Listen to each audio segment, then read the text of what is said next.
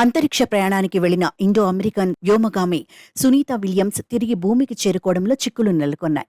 ఆమె ప్రయాణించిన Boeing stream లైనర్లో సాంకేతిక సమస్య తలెత్తింది. ఈ కారణంగా భారత సంతతి వ్యోమగామి సునీత విలియమ్స్ మరో ఆస్ట్రోనాట్ బాట్ విల్మోర్ ఐఎస్ఎస్ నుంచి తిరిగి రావడం వాయిదా పడుతూనే ఉంది. ప్రస్తుతం వారిద్దరూ అంతరిక్ష పరిశోధన కేంద్రంలోనే ఉన్నారు. ఇద్దరు ఆస్ట్రోనాట్స్ భూమికి తిరిగి వస్తారా? ఎప్పుడు వస్తారు? ఎంత సమయం పడుతుంది అనేది $1 బిలియన్ ప్రశ్నగా మారింది. అయితే తాజాగా ఈ ఆస్ట్రోనాట్స్ తిరుగు ప్రయాణంపై ఇస్రో చైర్మన్ డాక్టర్ సోమనాథ్ కీలక వ్యాఖ్యలు చేశారు. ఇద్దరు ఆస్ట్రోనాట్స్ భూమికి తిరిగి రావడంలో జాప్యం అంత ఆందోళనకారక అంశం కాదని తెలిపారు.